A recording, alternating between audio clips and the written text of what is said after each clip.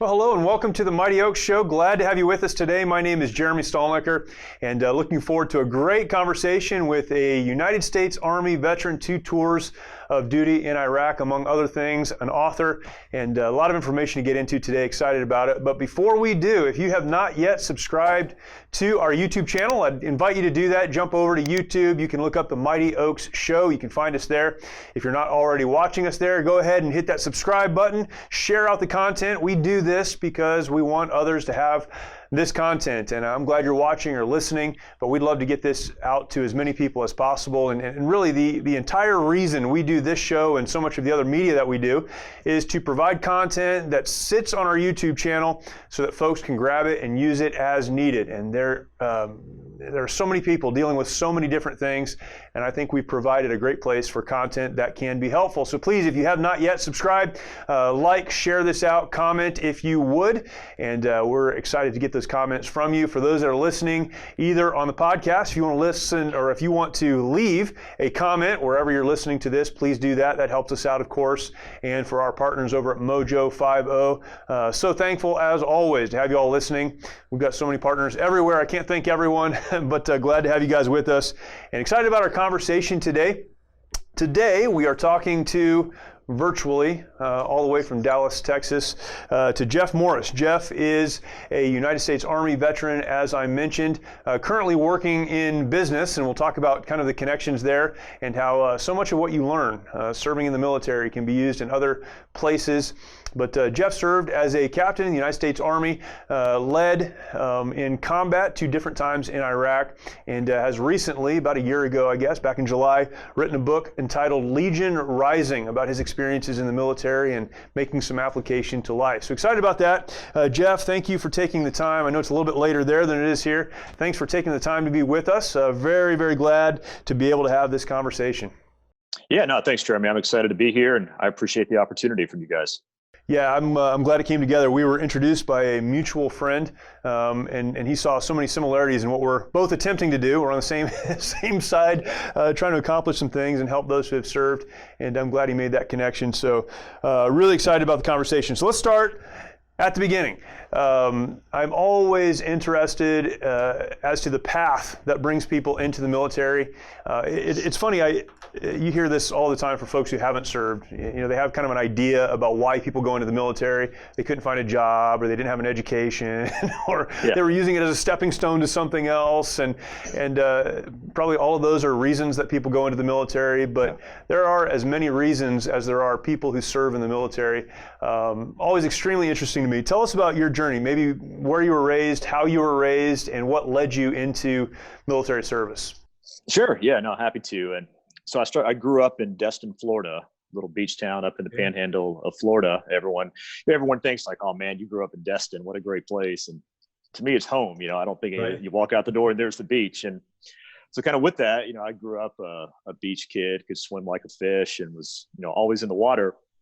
And as I got into high school and into college, like a lot of people back in the early 90s, I saw Silence of the Lambs back, I think it was 91 or 92 it came out. And like, that's it. I'm going to go into federal law enforcement. I'm going to work for the FBI. And everyone told me, there's like, you know, well, there's probably the 2 best routes to get into federal law enforcement are to either serve in the military or have an accounting degree or law degree, one of those 2. So I had a chance to play football at a small college in Birmingham, Alabama. And they had a really good Samford University, and they had a really good law school at Samford. And I kind of thought, hey, this is great, you know, get to play ball, get my law degree, and I could go to federal law enforcement if that doesn't work out, or maybe it's not very conducive to a good family life. I got the law degree to fall back on. And about halfway through college, I always tell about, and this sounds kind of over dramatic, but I think literally when I sat down to take the LSAT is when I realized that, man, that's not what I want to do. I want to serve. I want that challenge. And you'll appreciate this. Growing up in the water, the initial goal was to be a SEAL and to go in the Navy.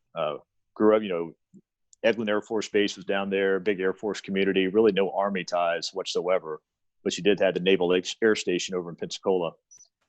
So I was dead set on I was going to be a SEAL. And I don't know how much you want me to get into it, but it's actually, so I finished college and I didn't do ROTC or anything. I was going to go the officer candidate route. And I remember this was pre 9/11. So this was 1997. And the recruiter telling me that, man, they don't take a whole lot of guys like you off the street to come in and get a shot as an officer, but you'll appreciate this as well. I'm 22, 10 foot and bulletproof. And no, you guys will take me. I was in great shape. So sure enough, I started training to do my little naval officer packet. And funny story, if you'll indulge me, you'll get a good laugh out of this. I think you'll know it well. Is one of the things I heard about buds was just one of the worst things is you're in the cold water, then you're in the sand. You're in the cold water, then you're out in the sand and running, and just how chafed you get from all the sand being in your pants all the time.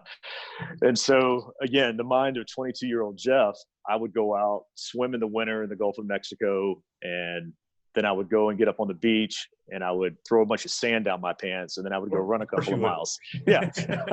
And that's exactly the kind of person in my experience that becomes a Navy SEAL, someone who will throw sand down their pants. I think so. Yeah. That was exactly right. You're on the right track. Yeah. So fast forward to when I took my little SEAL fitness test as part of my application packet, buddy of mine's dad had a connection and I got to take it one-on-one with the SEAL liaison there at Eglin. So he walked up, the guy doesn't say a word, man. He pulls up in his CJ7 Jeep, no doors on it, gets out and just looks the part and just says, all right, son, let's get started. So do the test and do really well on it. And we get done. He's like, all right, buddy, you impressed me. Now what are you doing mentally to get ready for it? And I'm like, man, this is my chance, someone that will appreciate all the sacrifice that I went through. So I start telling him what I'm doing and I'm like, and then I throw the, sand down my pants and he just cuts me off. I mean, he just throws his hand up in my face and he said, you do what? And I told him again, and I got about halfway through it. And he just said, son, that is the dumbest bleeping thing I have ever heard in my life. If it doesn't make sense, don't do it. And yeah. So anyhow. So that's how you got your start. That's good. Yeah. Well, as it turned out, I was having some shoulder problems that were bothering me. And sorry, that was kind of a long-winded answer, but I wanted to share the sand part with you. And so I ended up having to have a couple of shoulder surgeries. And after the first one, they went in, did arthroscopic surgery, and the Navy said, hey, go heal up. We'll take a look at you. And so I did, and I put my packet in, and sure enough, didn't get it that first year. And I'm like, all right, well, I'll apply again the next year. And then during that time, shoulder just kept getting worse. So they had to go in and do reconstructive surgery. And the Navy said, hey, sorry, buddy, we'll never take you with a surgery like that. So it was off to the civilian world, left Florida, moved out here to the Dallas-Fort Worth area, and thought the military dream was behind me. Wow. Man, there's a bunch of stuff. So I went to college in Pensacola, Florida, and was commissioned out of Pensacola. So that's crazy. And it would have been, so I was commissioned in 99. I started officer candidate school in that process. Marine Corps is a program that I went through, started in 96, so it would have been about that same time. So I may have seen you down on the beach throwing sand down your pants. I have no idea. I don't remember that, but maybe. Crazy. What kind of family did you grow up in? Was it a very patriotic family, a military family? Did that have anything to do with your decision to pursue the military? No, it really didn't. Again, growing up in the Air Force community, but we had no ties to the military. My dad and my parents divorced when I was really young, and he wasn't a big part of my life growing up, especially during that time. He had served in the Naval Reserves way back when. But no, I think it was just that, you see your friends, their families, and I was always a patriotic guy. I loved military history. And I think like a lot of young men, I watch war movies and just think, do I have what it takes? Can I be one of those guys? And, it's in my eyes, despite playing football at a relatively high level, combat is the ultimate test. And I wanted to see if I could do it. Yeah. So when you ended up in Dallas, you started work. How did that then transition into service? So moved out here in January of 2001, and career got off to a good start, and kind of like, all right, that's the path. So I'm going to move forward, find a, no federal law enforcement, no law degree. What do I do now? But got off to a relatively fast start in the business world, got promoted pretty quick with my new job. And I remember it was that August, and went and filled in at a different store. And I was talking to a guy there I'd never met before. And as it turned out, similar guy like me, had wanted to go in the service. Things didn't work out for whatever reason. And he said, man, have you read the book Black Hawk Down? Hmm. And I said, no, I haven't. And he said, man, I'm about halfway through it. He said, you would love it. You got to go pick it up. So driving home from work that day, sure enough, I picked it up and probably didn't start reading it for a couple of weeks. And then as soon as I did, I picked it up and just blew right through it. And man, the fire was lit again. I had all these crazy thoughts going through my head. So I came home, and my girlfriend at the time, who was my eventual wife and eventual ex-wife, I came home one night, and it was on a Tuesday night. And I just said, man, you're going to kill me. You know, I was crazy in debt at this time. And I said, we're finally making a little bit of money and things are going well, but I still just have this itch to serve. And if I tried it one more time, would you support me? And she said, well, yeah, absolutely. You know, let's don't do anything rash. But, you know, I grew up in a military family. She did, that is. She said, so let's think about it. And like I said, that was on a Tuesday night. And the next Tuesday was September 11th. Wow. And 2 days later, I was in the recruiter's office and chose the Army this time. And here we are. That's incredible. We have a friend of our organization, and someone I've actually interviewed several times on our show, is an actor by the name of Matthew Marsden. Matt was one of the actors in Black Hawk Down. Okay. But he's British. He lives in Los Angeles now. But he talks about how just being on the set of that movie with the Army Rangers that were there, real Rangers that were there, how it just changed his whole view of the United States and service and what that looks like. Which him telling that story, I was reflecting on when I was in the Marine Corps at the time, and we did several battle studies on really that book, but the Battle of Mogadishu and those things that were happening at that time. And I've often wondered how many young men went into the military because of that book and then the movie. Man, there's just something in that story that stirs the heart of someone that wants to serve, and it's hard to get away from. It's pretty crazy. Yeah, it really is. And it's funny, as the years went on, I got asked this question a lot, and, you know, especially now. But I remember very vividly back then how many of my friends said, man, I read that book too. And gosh, I so wanted to sign up. And whether it be for family reasons, financial, you know, people were, you know, at this point I was 20, you know, about to turn 28 years old when I finally went in. So some people were already along in their careers where they just couldn't afford to take a step back like that. But yeah, it's wild. What's it like going into the military post 9/11? I, was in well before 9/11 and then deployed after that, of course. But what's that thought process like? It's very different, I would imagine, than saying, this is a pretty good career path for me. Yeah. It was, and again, we all kind of have revisionist history here. We think back in 2020 having this conversation. And like, man, what was it like? And well, back then, I remember thinking by the time I was wrapping up my, heck, we hadn't even, when I was in the recruiter's office, we hadn't even gone into Afghanistan yet. And it ended up taking me a little bit longer to actually ship off. So here's an irony for you. So I grew up in Destin, Florida, and known as the world's luckiest seafood fishing village. And I'm allergic to all seafood. And the Navy had no problem with that. So then I go and apply for the Army, and the Army clears my shoulder, but then they medically disqualify me for being allergic to seafood. Wow. So I had like a 6-month delay of going to see allergist and got a waiver. So anyways, just from a time reference, it was October 2002 before I shipped off to basic training. And again, by that, we weren't even in Iraq. We invaded Iraq when I was halfway through officer candidate school. So to answer your question, I remember going in thinking that, well, man, after the butt whipping we're putting on the Taliban right now, and we'll fly through Iraq, that'll be nothing. By the time I get out of all my schools, heck, maybe I'll be fighting in Iran or Syria or whatever it may be. So it was a lot of unknown, and obviously life definitely did not work out how I envisioned it back then. So after your initial training, you did end up in Iraq in 2004, I think, and then went back a second time. Can you talk about those deployments a little bit and maybe the impact that those had on you personally, but then your life more broadly? Yeah. So I got to finished all my training at Fort Benning, and I was assigned to the 1st Cavalry Division, and I got out to Fort Hood in March of 2004, late March. And that's the unit had just shipped off. All the 1st Cav was already in Iraq at that point. So I am processed. So I ended up getting over there in early May And, it was about a month and a half into the deployment. So like a lot of guys, I had my stint, I was in the S2 shop. You got to do your time waiting for a platoon to come available. And so it was July of 2004 before the platoon opened up. And at the time I was in the international zone, is where I was living at. And the platoon that I took over, we were in probably the safest part of Baghdad. We were south of the international zone, pretty affluent part of Baghdad, down there by Baghdad University. So really my first month as a platoon leader saw no combat whatsoever. It was drive around, hand out candy, and take pictures.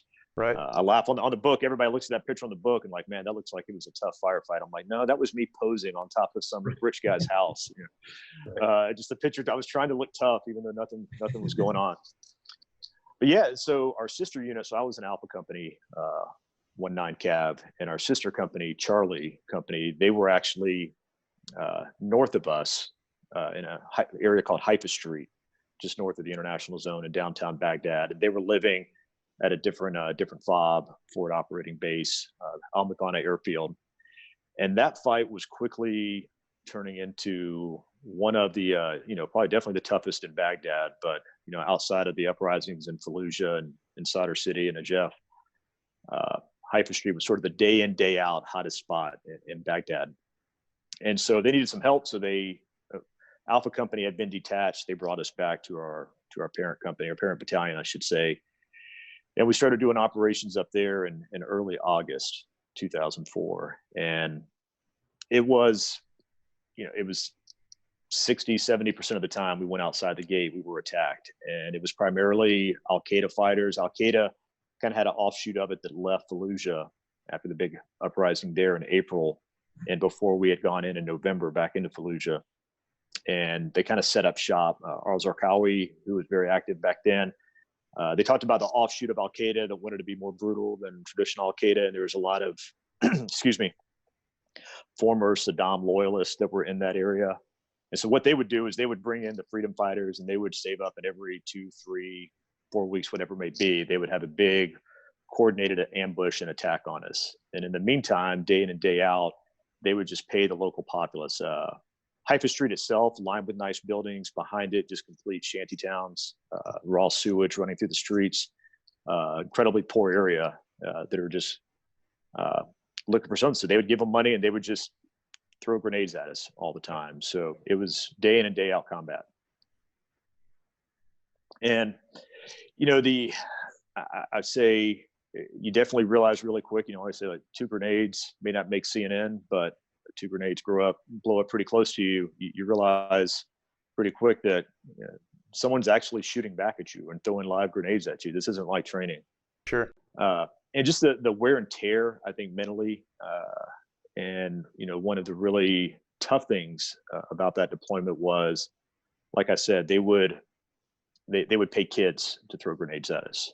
And, you can justify things all you want, but no one, I don't care who you are, no one ever wakes up and says, man, I hope I get to shoot a kid today. Right. And, that didn't personally happen to me. I may have returned fire, but I never personally raised my weapon and saw myself shooting a child, but I had men of mine that did. And just the mental effect that would have on them, I would see that. And then you see the carnage in some of these large fights, and I hate to use the term collateral damage just because I think that sounds so cold, but innocents that are killed. Yep. And, you just see what a large gun could do to the human body. And, those are images and sights that you can't unsee. And the insurgents, there were locals that would work with us, and the insurgents would get wind of that, and they would go out and very publicly execute them and torture them. And, we would see pictures of that, or we would find the bodies when we went out for our patrol. And, same thing, finding a body that's been tortured with a drill bit, that doesn't go away. Yeah. So of that, I had 34 men under my command. We had 27 Purple Hearts for injuries sustained in combat during that deployment. And I noticed just how much I changed, how cold I was, how distant. And, I felt it was a coping mechanism, like many people in our line of work went through that. But I definitely knew I came back in 2005, a different man that left in 2004. What, so there's probably two parts to this question, but when you're engaged in that environment, how long were you there, that first deployment? About 10 months. 10 months. So you're there for 10 months and you're dealing with all of the things that you just described. Apart from being, cold and feeling yourself kind of emotionally turned, how did you deal with that personally? But, beyond that, how did you help those men that you were leading? How did you help them deal with that? Yeah, I think it was,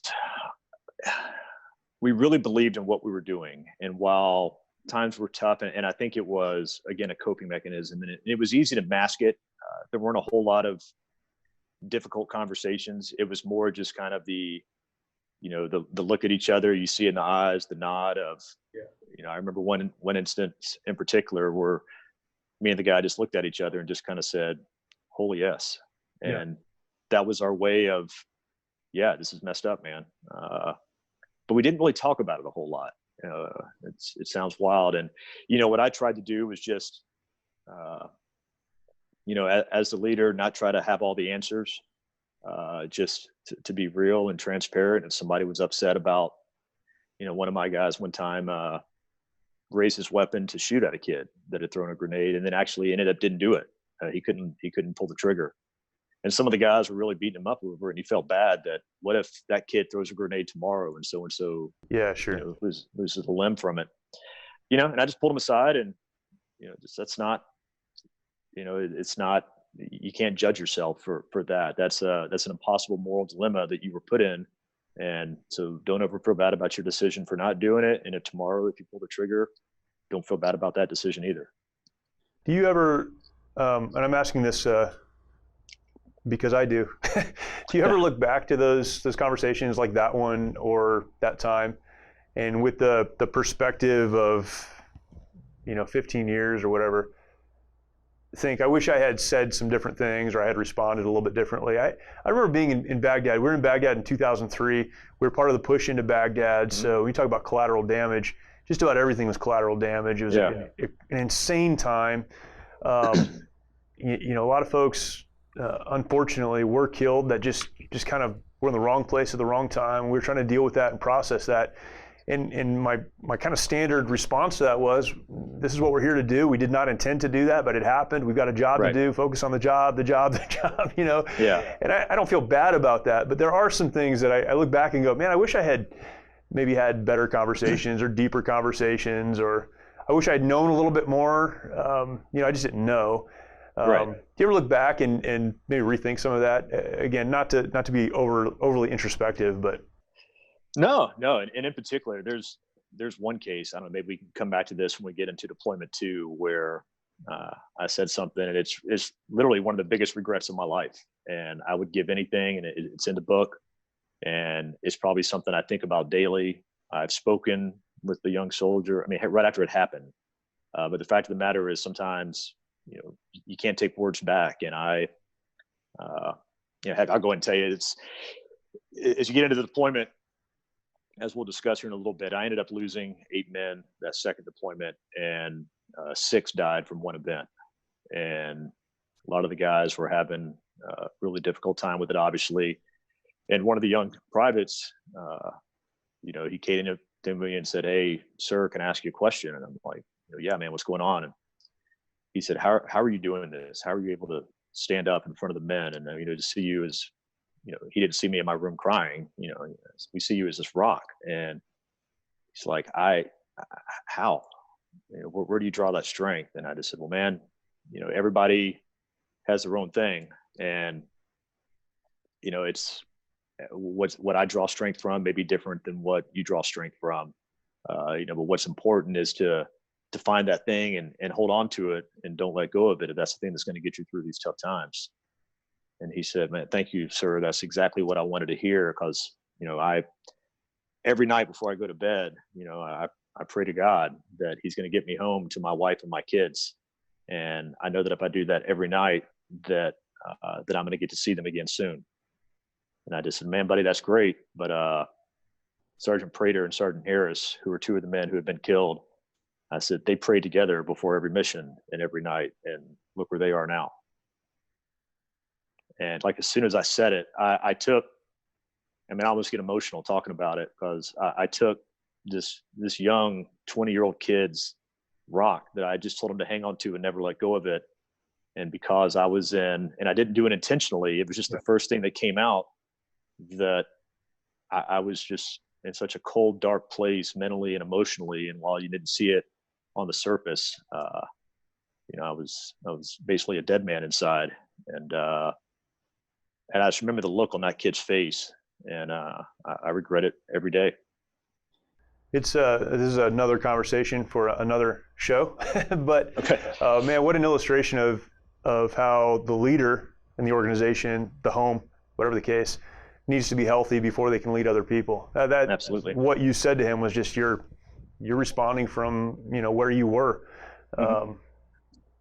Yeah, what a crazy thing. That environment is unlike anything you could ever explain to anyone. If you have not been there, there are other similar environments, I'm sure, but the day in and the day out of that, and the sorting through life and death and what all that looks like is, man, it's really, really difficult to understand. You came back from that deployment, and I don't know, maybe talk about coming home a little bit and some of that transition. Yeah, so came home in May of 2005, and what I didn't talk about that deployment and going through the day in and day out fighting, the first firefight I ever got into was August 12th in 2004. And about 3 hours before that, I called home and talked to my wife and informed me that she wanted a divorce when I got home. Wow. So kind of had that lingering over me, and we ultimately decided about halfway through to at least give it a shot when I came home. And so when I came home, kind of priority, work on the marriage and get things right. I had a relatively short stint as a platoon leader. As soon as I came back, they said, hey, I was a platoon leader in Alpha Company. We want you to go be the XO in Charlie Company, our sister company. So I transitioned there, had some downtime that summer, and things were great. Happiest our marriage ever was. And got sent to New Orleans for Hurricane Katrina. I'm going to go back in time here a little bit.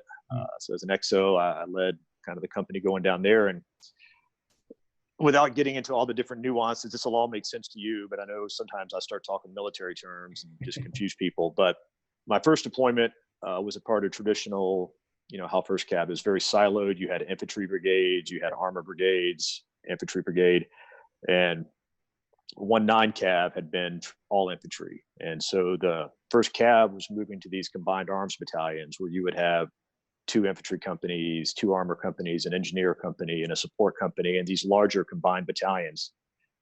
So 1-9 disbanded, and what was Charlie 1-9 moved over and became Bravo Company 1-8 Cav that summer.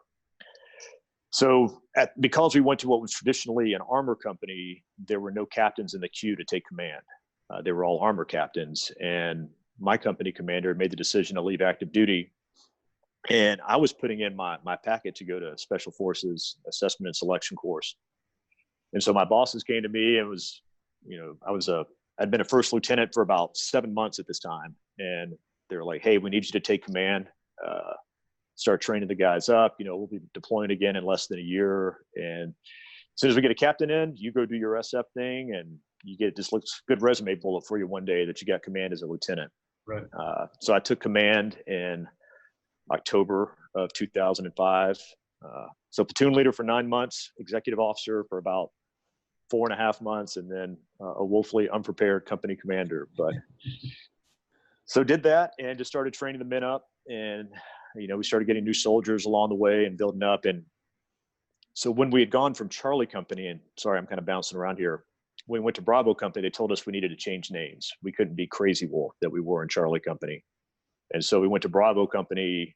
We didn't want to be the bandits. Everybody, if you're a Bravo Company, your name's got to start with a B. We didn't want to do that.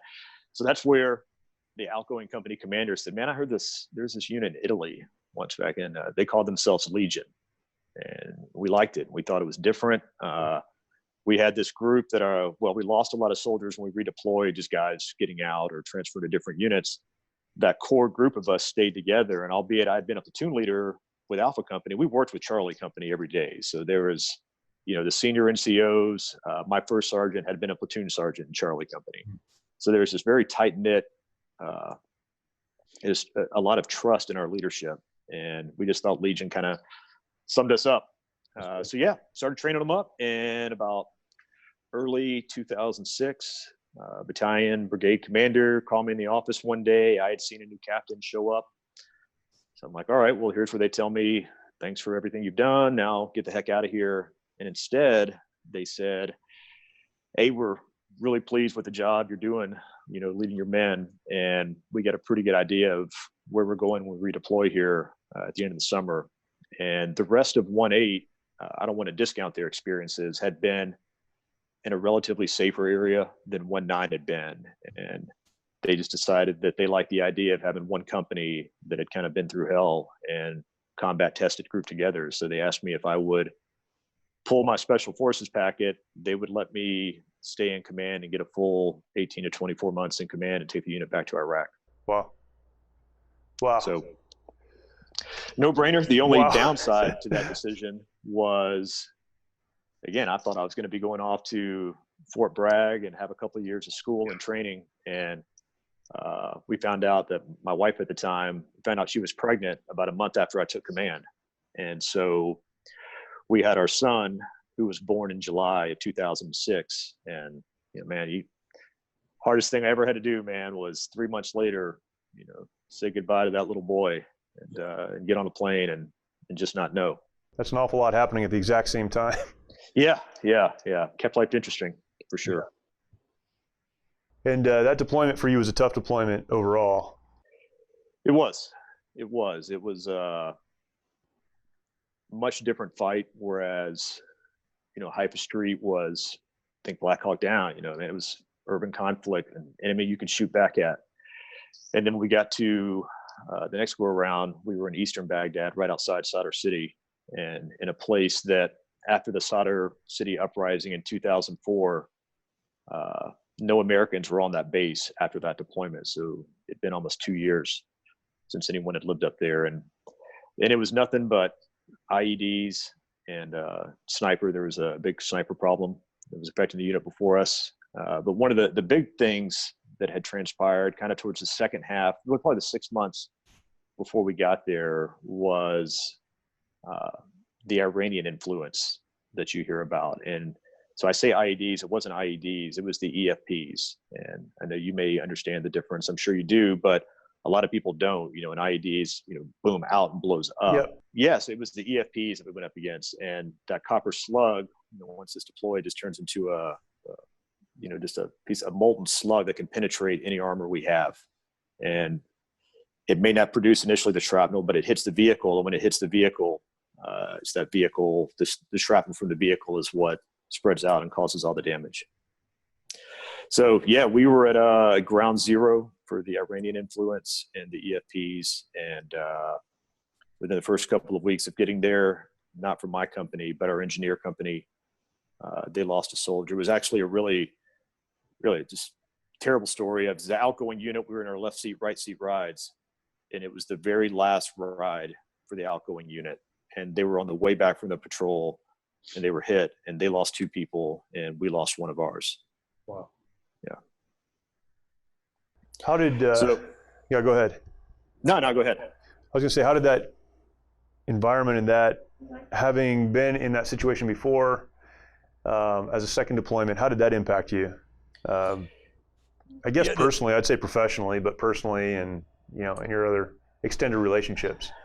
Yeah, professionally was the biggest. I realized it was great that we had this group that had been together and we had these common experiences of Haifa Street. And then we kind of took those and all the new soldiers we got along the way, we took them and molded them a part of being us. And then as soon as we get back to Iraq, it's in a completely different fight. And everybody wanted Haifa Street again.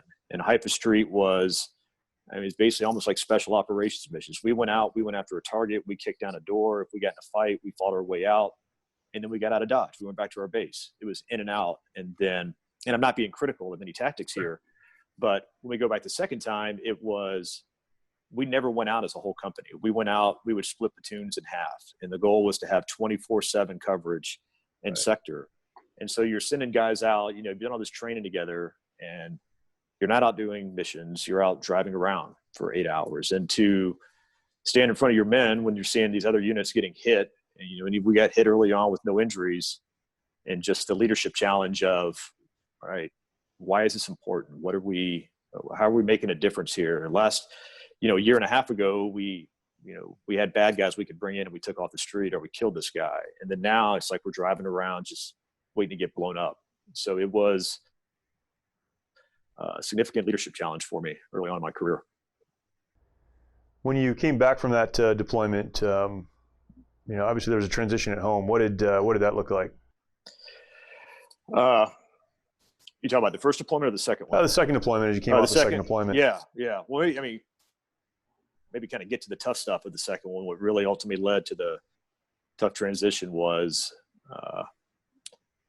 so I kind of mentioned it with the other story, but we had relatively gotten away. We'd been hit a few times, didn't have a lot of injuries, but on March 15th, 2007, that was the day lead vehicle was hit by an EFP. It was disabled, got out to begin recovery operations on it. Secondary device blew up. We always look for him. The enemy does that. And that day he had a vote and he won. And it was designed for troops on the ground. It was a ball bearing encompassed IED, and killed 4 men instantly. 2 suffered catastrophic injuries and died in the following days from their injuries. The reason those 2 lived were kind of the heroic actions of a young kid who just jumped out under fire and put tourniquets on them and temporarily saved their life. Then 2.5 weeks later, that same kid so his name was Jimmy Kuhn. And, so you lose the 4 guys and you kind of hang on to the 2 survivors. And then, Sergeant Green died, and it's like, all right, well, you can still hang on to our medic, Sergeant Leitner. He was the last one. And then, you can rally around him. Then he dies from his injuries. So then it was, all right, let's rally around Kuhn, kind of the hero of the day, what bravery looks like on the battlefield. And so it was a few weeks after that, I got wind. He was kind of having a tough time with things, and called him into my room, big tall kid, 6'4", all jacked up, muscle bound, and said, man, I hear you're having a tough go of it. And he just, like, maybe you could have done something more or should have done more. And I said, man, well, let me tell you, nobody could have done more than what you did that day. And I know it doesn't mean much now. For the rest of your life, hold your head high, because 2 families got an opportunity to talk to their son one more time because of what you did. And that's something that they'll be able to hold on to and treasure for the rest of their life. So hold your head high the rest of your life, my man. He nodded his head and walked out. About 12 hours after that, Kuhn was shot and killed by an enemy sniper. Yeah. And then that, and you'll see if you get a chance to, in the book, there was a part of that stuff with Kuhn was, for me personally, it was a series of events, but something that happened when he was shot that involved me and carrying him, that sort of, I guess, truly really became the catalyst that put me in that dark place that I talked about earlier. I carried him in, and nasty wound on his head, and bandage came off when I carried him in. And anyways, when I went to clean myself up before I addressed the men, I realized I felt this burning sensation on my face when I was wiping my face off with some soap, and looked down and I saw this big cut, or I looked up and I had this cut kind of going right here by my nose up to about my ear. And I was trying to think, I saw a little bit of blood seeping out of it, thinking to myself, like, man, what happened? And then I felt that same sensation down in my hands, and I looked down and I had chunks of a skull stuck in my hands. And when I had wiped the sweat off my face, I cut myself open. And yeah, that messed me up, man. That messed me up something good. I can imagine. And then 2 months after that, we lost the 8th man, Sergeant Caleb Christopher. His vehicle was hit by an EFP, and he was killed instantly. So to your question about how was it when I came back that deployment, wasn't good, man. I came back, and I'd always kind of prided myself on being that guy that could flip the switch and pivot and find the positive thing in life and focus on that and draw strength from that. And My marriage was on the rocks again at that point, and kind of saw it was probably not going to last long. So for me, everything was coming back to that boy, the 3-month-old that I left, and I was coming home to a 18-month-old little toddler. But didn't realize how wrong I was, and went into a dark place for about 5 years. What does that mean, a dark place? It wasn't drugs or alcohol. I mean, I enjoy having a beer as much as the next guy, so it wasn't that. It was just empty is the best way. I didn't, outside of my son, I did nothing to, the guy was the all-American kid who wanted to go out and stand up for those that couldn't stand up for themselves. And, the life would party, meet people. I did none of that, man. Nothing to develop, cultivate any relationship of any kind. I went to work. I put on the smile, looked good on paper. Everything looked like, I was on the up and up. Then I would just go back home and just sit and think and, rocked with survivor's guilt. You replay every second of every situation that happened and what could I have done differently. I didn't really have nightmares or anything. I guess honestly, my nightmares were more when I was awake. That's all I thought about. And life just became very, what's the purpose? What am I didn't think about suicide or anything like that. I was never one of those. It was, just be a dad, work, move on. And, that's it. There's nothing to look forward to. Did you get out of the Army as soon as you came back, or was there a period of time between? A couple of months. Yeah. We got home in January of 2008, and I left in April of 2008. So you can identify, this is when the darkness started. What took you out of that, or what, maybe it wasn't a thing, but what was the process that started you seeing things different? Yeah, it was pretty much a thing. As time went on, I realized, and I was objective enough that I could see that I was different. I always say, like, days like that before would be the exception. The norm was the all-American kid. And it doesn't happen overnight, but before I knew it, the exceptions became the norm. Sure. And what was an exception was a fun day where I got to go do something. And I would recognize that I had to get back to being me. And it all kind of really started that day in early April 2007 with the mirror incident with the cut on my face. So it was almost 5 years after that. To give you an idea of how bad it was, like I couldn't look into a mirror.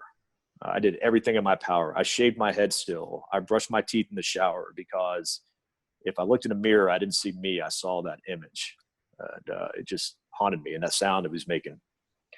So I went back down to Florida for Christmas to visit my mom, stepdad, and a couple of my brothers, and had dinner, sat on the couch, grabbed a beer, and my mom looks at me and just starts crying, just bawling, crying. And look, you can laugh, but you'll get it. I'm 45 years old now, and I'm always going to be my mom's baby. Yeah, of course. And so I thought maybe she had some health news or something to tell me. And instead, when she kind of got herself together, and she had always had this phrase growing up, these are her words, not mine, so don't make fun of me. She would say, "Oh, my baby's big blue eyes. They're just, they're the light of my life." Yeah. And whenever I'm down or sad, I just look in those big blue eyes and I know that everything's going to be okay.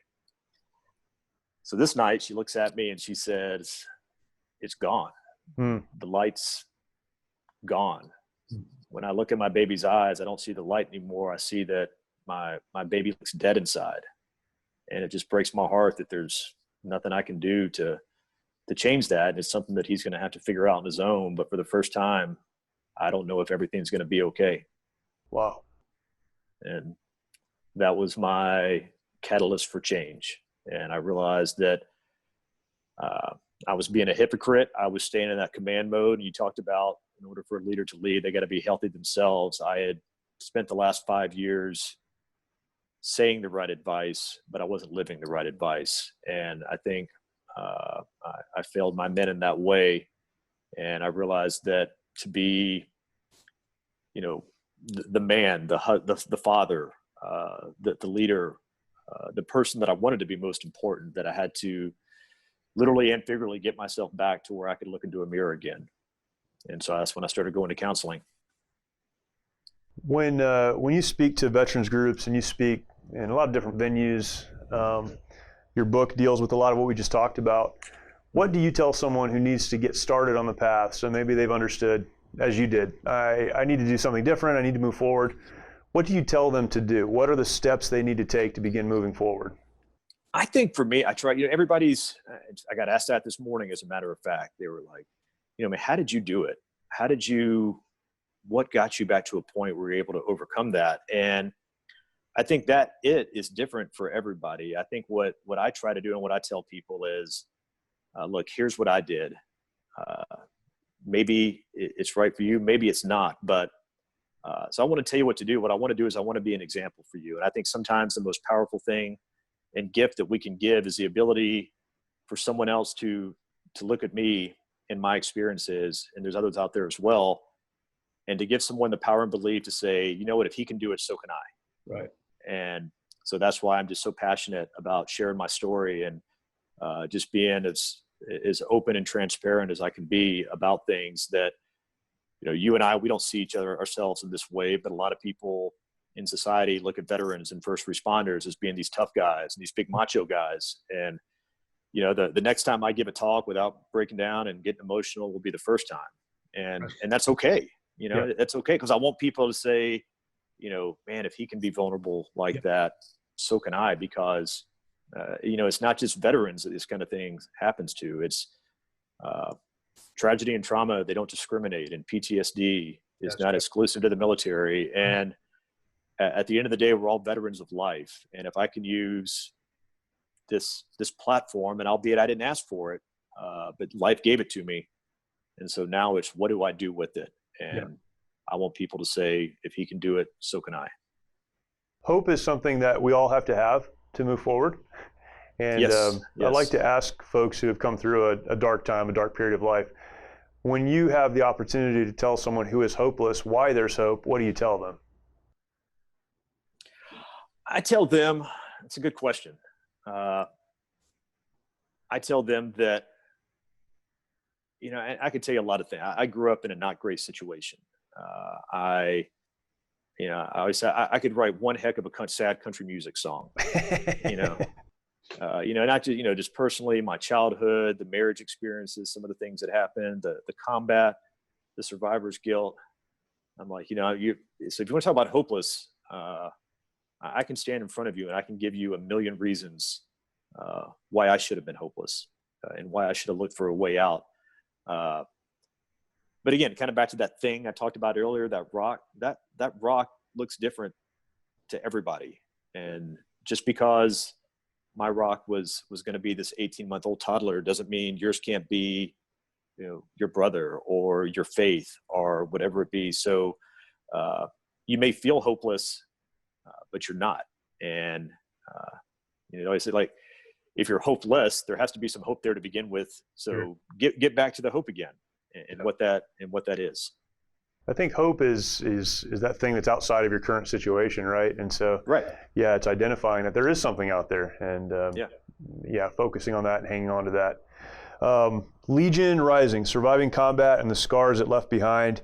We talked a lot about your story, but maybe sum up what someone could find in the book, and then your goal when someone reads it. When they put it down, what are you hoping they've accomplished or has been accomplished? And I kind of already said it. I mean, I think people go into it with the idea of it's going to be this military memoir, which ultimately it is. But when I went into it, there is a message behind it, and really you already touched on it. It's a message of hope. And so when people get done reading it, I don't want them to say like, man, wow, look at everything that Jeff went through and how he was able to overcome that. I want them to say, man, I didn't realize when I picked this book up how I was going to be able to apply it to my life and whatever, everyone's got a story and this is mine, but I want people to be able to apply the message behind it to their life, into their story, and to be an example for them of how to rise above. And you do that through choice and acceptance. One last question. I just thought of this while you were talking. Our organization, we talk about, we tell stories all the time from military folks, people who have served. You said it a few minutes ago, trauma is not I say reserved for the military or reserved for veterans. Everyone in life struggles. Why do you think, and this is a question I don't know the answer to, but why do you think those who have served in the military have such an open door with people who have struggled with trauma to talk about trauma? People are traumatized in a lot of different groups. They seem to be pretty small, pretty segmented. But generally speaking, I feel like we have a platform as veterans to talk about trauma in ways that others can't. Why does the veteran story connect so well with other people who have been traumatized? I think it's because, look, let's be honest. There's a lot of stigmas out there, and there's false narratives, and people fear if they speak up about things. It struck me one time, I'll go do a talk, and then somebody, it happens every time. A line of people form up, and they all want to come share with me just the most intimate, personal aspect of their life. And it's flattering, it's humbling. And I don't want to discount that, but I laugh because every one of them walks up and says, well, hey, what I went through is nothing compared to what you went through, which is total BS. We all have perspective, and that perspective is shaped off our own life experiences, and none are any better or worse. They're just different.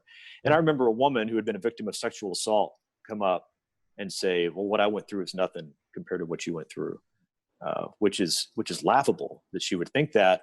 But as we got to know each other more and talked more, she was concerned that there would be a stigma, right? If I come out, or people, oh, well, did she dress provocatively, whatever. So I think there's something noble about our trauma. Like, we're off defending our country. Look, I, carried a gun and wore the flag on my arm, and look at me. So it's okay, dang it, for me to be able to sit there and talk about it. But everybody else, because of, it just society and stigmas and how people feel they're going to be labeled.